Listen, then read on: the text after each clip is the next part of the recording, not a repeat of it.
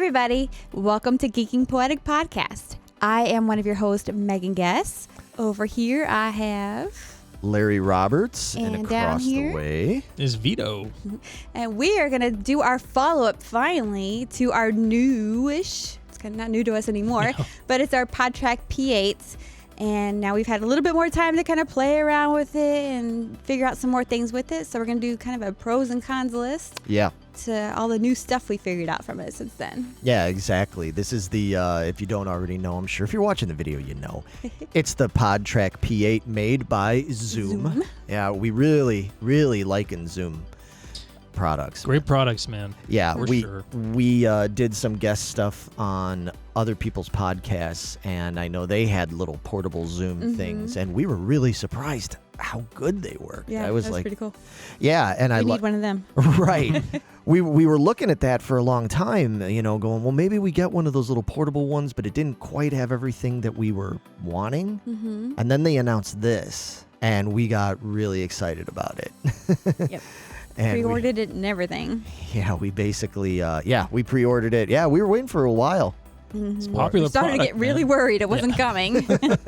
But it did come, as you know. This is our second video. Like she said, we're following up on it. And we've had a lot of questions. We got a lot of great responses to that last video. Yes. So we thought we would just follow through a little bit, because when we did that first video, I think we had just gotten it. Like that week or something like that, right? Yeah. If that. Yeah. It was only a couple days, and none of us had a really chance to look at it. Right. Yeah. So we sat down and did the video. Right. We did a couple of like quick recordings and stuff with it. They worked out great, but we've had a little more time to kind of mess around with it, and you know, it's still got tons of pros, but there's a few cons. You know, it's a few things that are a little questionable, or maybe could have been done a little differently. So we're going to get into that. But before we even get into all the pros and cons, one of the most commonly asked questions about this unit was, how does it take phone calls? You know, because a lot of people want to have call-in guests. And how does it respond with people that are maybe not using a phone but are calling in through something like Skype or Zoom or one of those meeting kind of things where they've got maybe a great microphone like this, you know, or this isn't actually a great microphone, but it's better than talking on your phone usually. But just have like, you know, a setup or a USB mic kind of thing going through a laptop or a desktop computer. And we decided, all right, well, let's really give that a try, because we'd messed a little bit with the phone thing, but we had never done the Skype call thing. So we have contacted a good friend of ours, and we're going to have him get through to us right now, and we're going to talk to him. He's on standby. Through Skype, and we're going to see how the quality is. So here we go.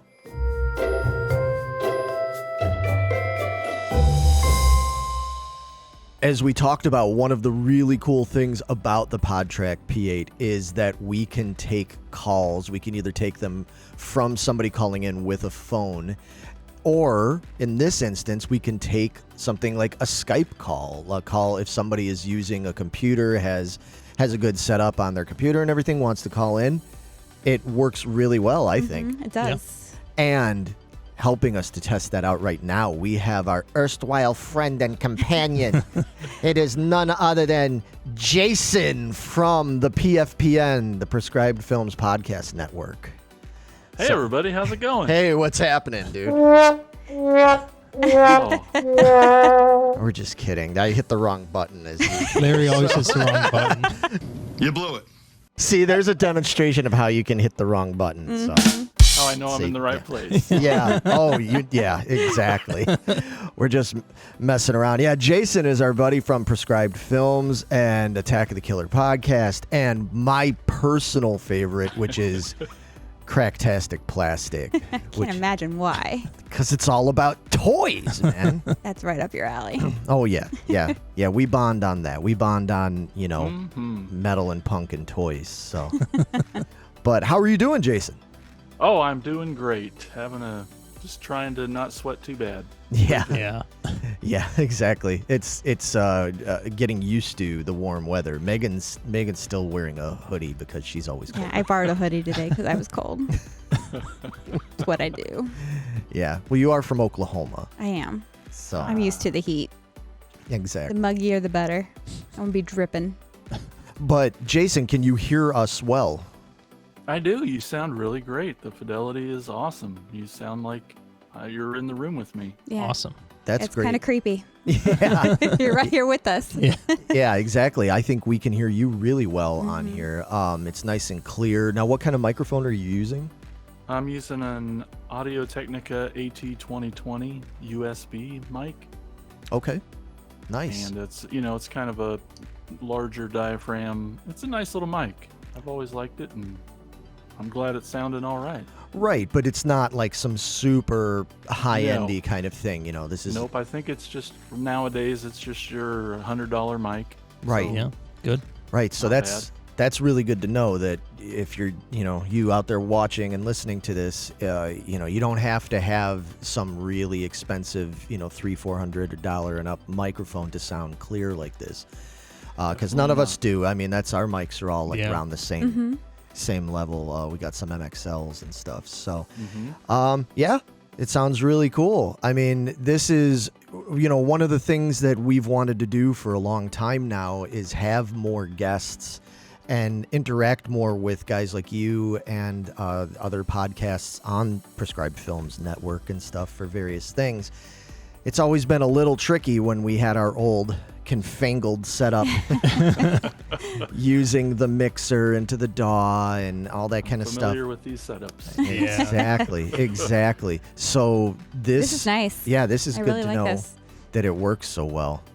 Yeah, Awesome. I'm personally motivated to try to encourage you to do this test because I too want this. Yeah, he's been sending me This- messages. He's like, what about this? What about this? I'm Yeah, like, because I want one of these mixers so we can have you, Larry, on our show, Cracktastic Plastic, because we're stuck just using mics in a room. We record in a room together, and since we started, we're like, everyone's like, I want to be on your show, and I'm like, well, you have to drive to our town Right? to be on it. So, And this way, that's why I'm really excited about this mixer, so that we can get guests from all over, especially you, Larry.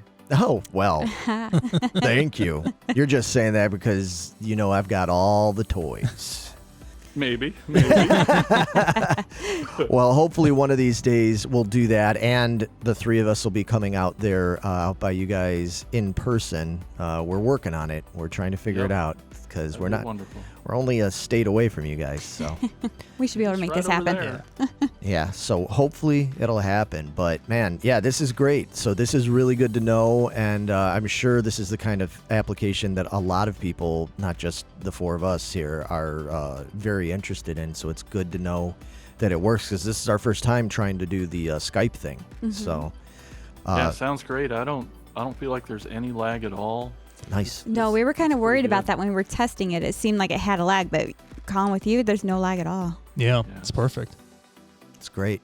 All right, cool. Well, Jason, before you go, you want to just promote yourself a little bit, man? We'd love to let people out there know where they to can find you. Yeah. Sure, of course. Well, all the good stuff is found at thepfpn.com, but the two podcasts that I'm on is Attack of the Killer Podcast.com and Cracktasticplastic.com, and there's a lot of .coms out there for everybody. So Yeah. And we'll have all this stuff on screen for people to follow and stuff Yeah. if you're watching the Thank YouTube you. Okay. video. So, yeah, exactly. Right up over Megan. Just don't try not to whack her in the back of the head, okay? Yes. She's Yes, kind of please. fragile. I am. I'm itsy bitsy. But awesome. All right. Thanks so much, Jason. Thanks for helping us out with this. you bet. Thanks for having me. Thank Awesome. you. We'll See you, talk- buddy. Bye. Bye-bye. Bye.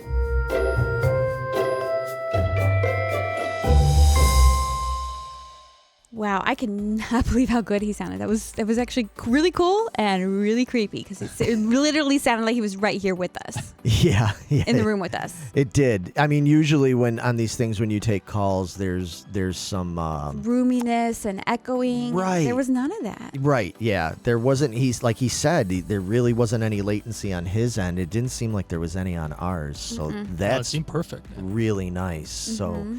I mean, how does this all like work, Vito? I mean, you were kind of the There's like a mastermind. back end of it over there. What'd you do? Yeah, so basically you need a USB-C cable, which we've taken out of the shot right now, but that goes right into the back, and that is going to connect to your channel 6 on the front. But the trick is there's a little flip switch under each XLR input. There's was it a microphone, phantom power, and then the USB symbol. Right. Make sure it's on the USB symbol so that the computer talks with the PodTrak P8. Then on your computer, you have to go to your sound settings. Make sure your output is going to the PodTrak P8, which your computer will automatically recognize, which is awesome. You don't need that's to, nice. like, download an extra driver or other software. It just knows where it's going. And then your input is going to also be the PodTrak P8, because it's going to take your mic levels into here, go through the computer, and then back to the PodTrak again to record. So it's like this loop system. Okay. So just make sure you do those 3 things, and you're good to go. And then, like you guys heard, it sounds great. It works great. Right. You know, that's it. Yeah, it's really, really cool. We are going to get into, we need to get a new adapter for the phone because we found that our TRRS cable was not working properly. Of course, when we when we went to go do this, we had it all set up, and then it was shorting out because our one adapter thing wasn't working. So we may end up doing another follow-up for people if you want to hear how that works. We did explain in the first video we put out months ago how you do all that. We kind of showed you how to do that, but we will demonstrate it a little more exactly and thoroughly Once for we get the right equipment. yeah, once we figure it out. Now, Megan, you mentioned about pros and cons. So what are some of these? Do we want to start with, let's start with the pros, because I feel that most of the pros we've already kind of addressed. I mean, Yeah, everything we said we liked before, we still like it. Yeah. We're really loving all the options it has for us. yeah, having the pads there to put sound samples Program things into, in. that's great. The portability of this is great and everything. The main thing I know, Vito and I are the ones that handle most of the editing and the mixing and the post kind of stuff when we do our show, and we were both in agreement that, boy, oh boy, the sound of this thing is really good. And super quiet. Yeah. There's no like low-level sound floor noise that we used to have to like scrub through after the show. We have to dump the files into another program, scan it, take out all that extra hiss, and then re-upload the track or whatever. With this one, we don't have to do any of that. Like, we don't have to like adjust the volume No. at all. No, I think I sound like you guys always had a hard time. I was always so quiet, and now I'm always seem like I'm the loudest. Right. Yeah. All of these, and it's incredible. You guys don't have to do all this extra stuff with me anymore. Right. Yeah, and for people that are curious going, well, okay, but how does that compare?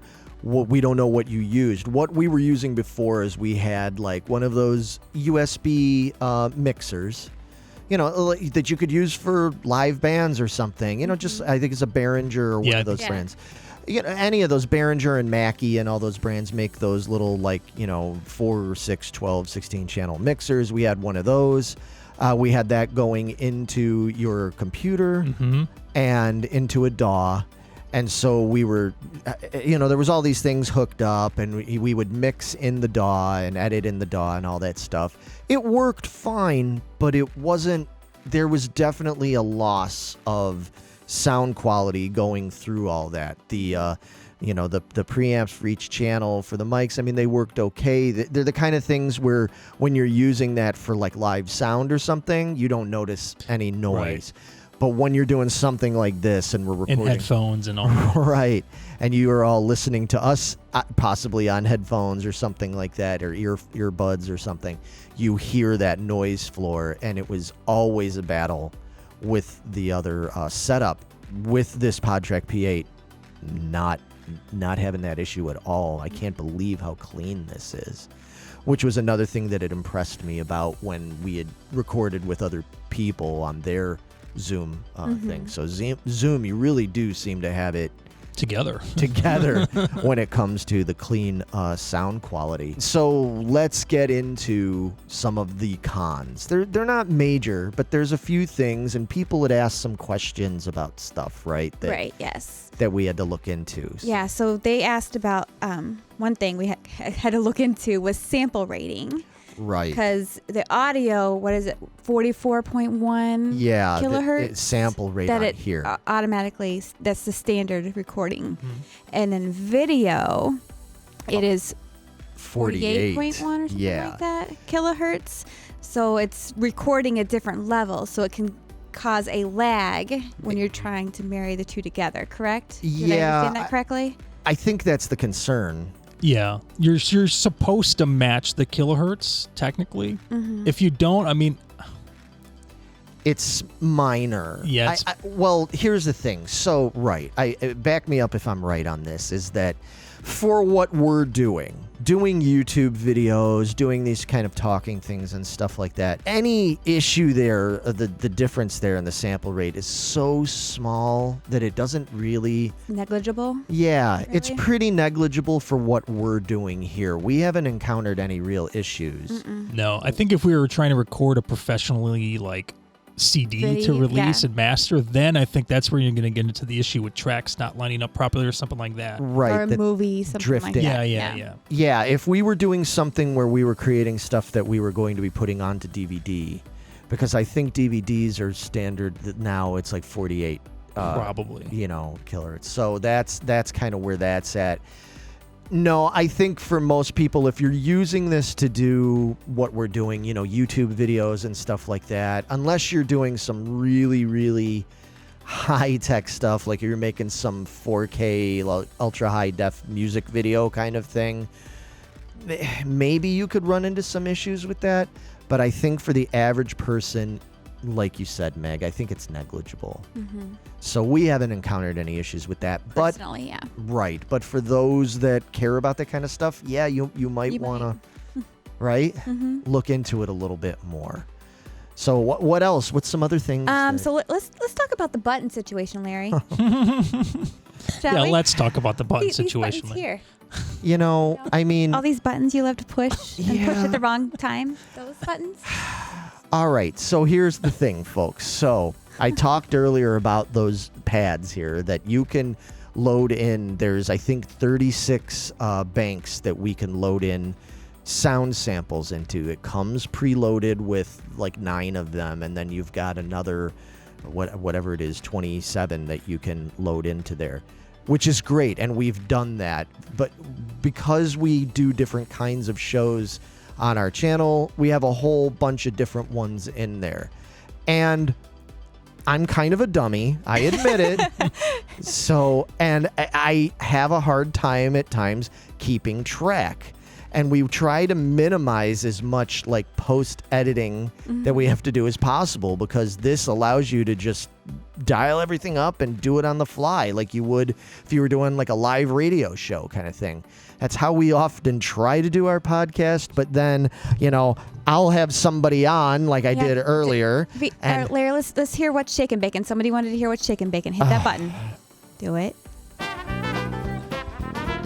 What's shaking, bacon? Okay, he can find that one. It's always number 2. It's the second one? Yeah. I thought it was What Do You Suggest? No. See, that's what I'm talking about. It can get a little tricky because unless you physically put labels on the machine yourself, there's no way to keep track of it. Aside from, you can pull it up on the screen, and now you can see that it's on the screen. You no longer see the VU meters there, and you just see what's in each bank. So that, in theory, is the way that I could keep track of what is in each one so I don't hit the wrong damn button. The problem with that is that a lot of times I need to be able to keep track of the time and how the volume meters are going and stuff, especially if we're in the middle of a heated discussion and we're kind of getting loud, and if I need to adjust anything. I end up having to switch between screens, and if I don't switch back to this, I often go to hit a button and I think I'm going to hit like an applause, and instead I hit Then the guest That's starts accurate. crying, and we're like, "No, we didn't mean to do that, Bun." He's like, "No, I don't believe you." Exactly. It's a So disaster. it can be a little disastrous. So that's So basically, you have to choose which screen you want to look at. right. Or you're constantly switching back and forth and stuff, and that can get a little tricky and a little distracting and everything because we don't have somebody acting as an engineer. We're doing this ourselves, which I think most people that are going to use this are probably going to be doing the same. Mm-hmm. So that's a little bit of a downside. Like I said, I've thought about sitting there and either labeling it on the machine itself or just writing out a list for me. A cheat sheet for yourself. Exactly, because Get I'm laminated. a dummy. I think we have a whiteboard, dude. We can just hang the whiteboard there in a big. Well, that's, You know, I'm That's gonna thinking. misread the whiteboard. yes, that's true. He can't read that all the way over there. Are you crazy? Yeah, exactly.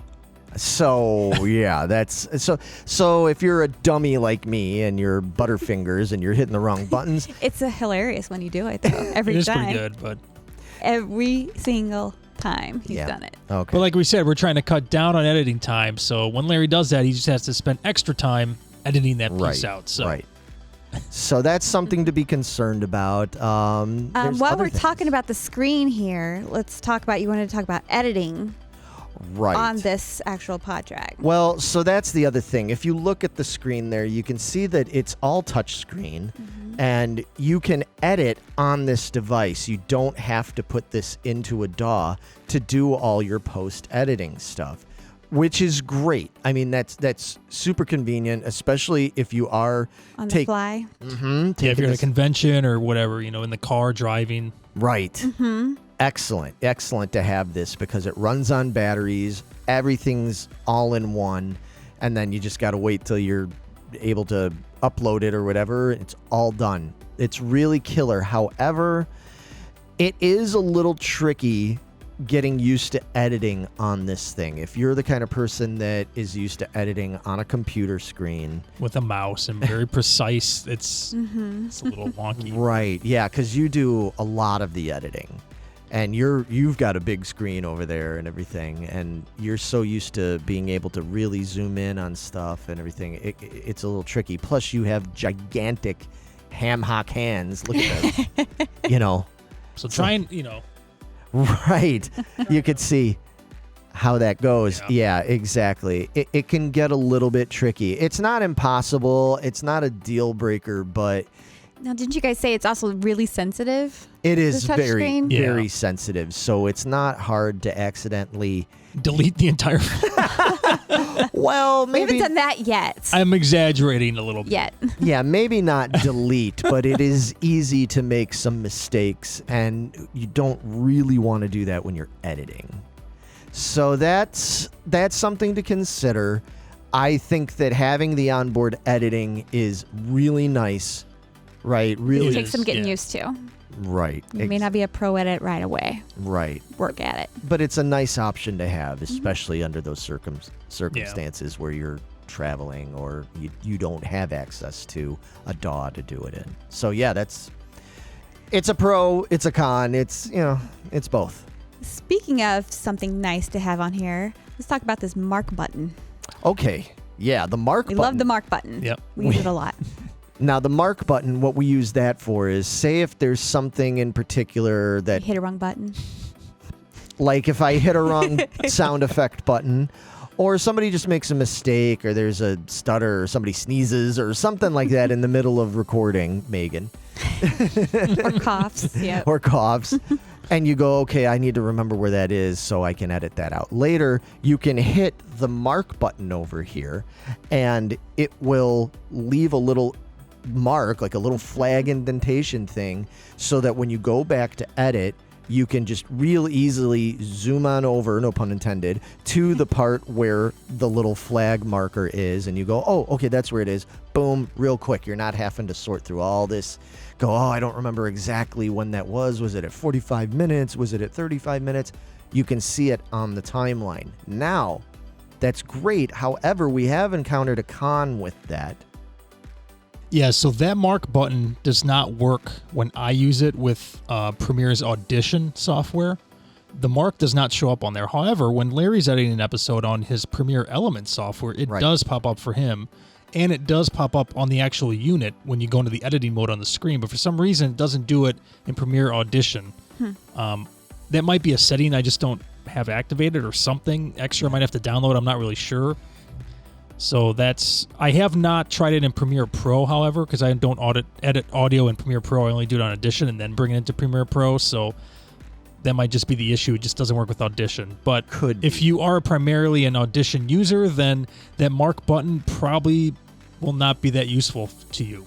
Yeah, and just a heads up in case any other editing software you guys use, it may not show up in there. Right. But it is very handy if it does show up. Yeah, no, it's a great feature, but it just, we were doing all that, and then Vito went to go edit it, and he was like, I don't see it. I can't figure it out. I ended up then going and putting it in because I don't even use Pro. I just use Premiere Elements, the latest version of it, especially just for audio purposes or real simple videos like this. Throw it in Elements, I saw all the marks there. So I was like, okay, I don't understand why you're not seeing it. But just something for you to know. It's something to consider, so if you go and use it in one of yours and it's not showing up, it doesn't mean that the unit is faulty, because we have the same issue. It just doesn't seem to work with all digital audio workstations. So And then we had one last con that we noticed, and that is auto-saving on this thing. Well, yeah. It auto-saves, but only if you don't kick the power cord out before you hit stop. Who would kick the power cord out of the unit in the middle of recording? Who would do that? That would be me. Yeah. Twice.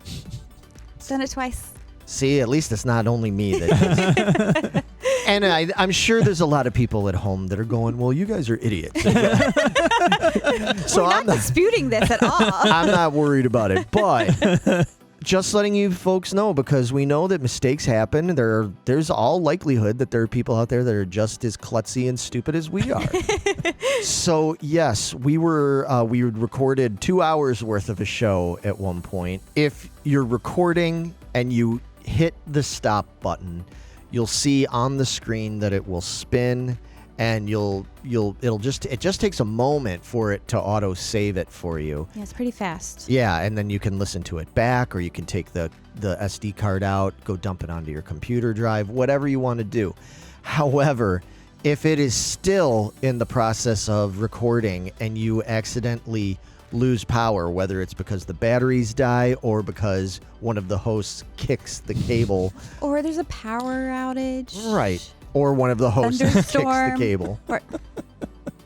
I'm just saying that I'm just talking about we what have we a know. lot of cords under here. Okay, We do. We do. We have Pretty messy. limited space, so Yeah, exactly. We working do with what we got.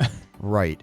But if that happens, then and the unit shuts off, when you go to power it back on, you will find that everything you had done had not auto-saved. So, I mean, honestly, it's a pretty easy thing to have happen, because it's not like this thing It's just a clicks. teeny Here, tiny let's little demonstrate. cord. No, Right. It doesn't click. okay, in I don't know there. why I'm touching it. Yeah. Of all people to touch it, you let me touch it. No, don't. Put it over here next to me. Yeah, I know. You know my record. I could go on here. I know. You are the cable master. Third time's a charm. So- Maybe the third time it'll save itself. You got to break it in for a little bit. It's got to Right. know what's going on, No. and then it'll save. No, how that works? No, it's not. Let's how try, It works. just- No, let's not do that.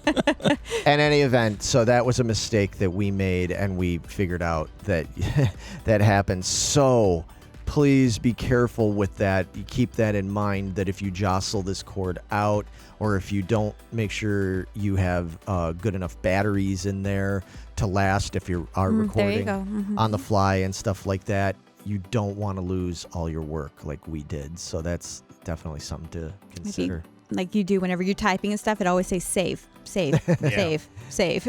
At video editing, anybody that's done Oh, yeah. video editing, always save. Yep. Don't even trust the auto save. Just always hit save. Mm-hmm. But yeah, so we learned that. But I mean, is that it? I mean, That's it, really. It's mostly just kind of quirks that we've found along the way that we want to let everybody else know about, so you don't make the same mistakes we did. yeah, really. everything else functionally works great. Mm-hmm. And I mean, for the amount of money we paid for this, I think this thing was only $500. Yeah. we've gotten a lot of use out of this in the last several months, and putting it through more different applications and getting guests, all that stuff. Really, really cool. So we know a lot of you have been on the fence about this thing. We've talked to some of you about this, and thank you so much for your comments and your questions and all your input and all that stuff. If you have more comments and questions, throw them at us. Definitely throw them. Not really. Just kind of gently lob them. Just lob them over there. Right, like a big old softball, just kind of lob it. But yeah, and in all seriousness, thank you so much. And we are going to do another follow-up. If we get more questions, we do want to still demonstrate the phone call thing. And we'll do that. Hopefully it'll be a shorter video next time. Hopefully. Say that. It never happened. Well, we had months worth of questions and, experiences with this now since we made the last video. True. So we'll get the next one out if there is a next one sooner. And until then, I'm Larry. I'm Vito. And I'm Megan. Thank you so much for checking us out. And please check out some of our other content if you're so inclined. And we'll be back soon. Absolutely. And check out the PodTrak P8. Yeah, even with all its cons that we found, or silly cons, we still give it 2 thumbs up. And we would buy it again. I would. Absolutely. Absolutely. All right. See you, everybody. Bye, Bye. guys.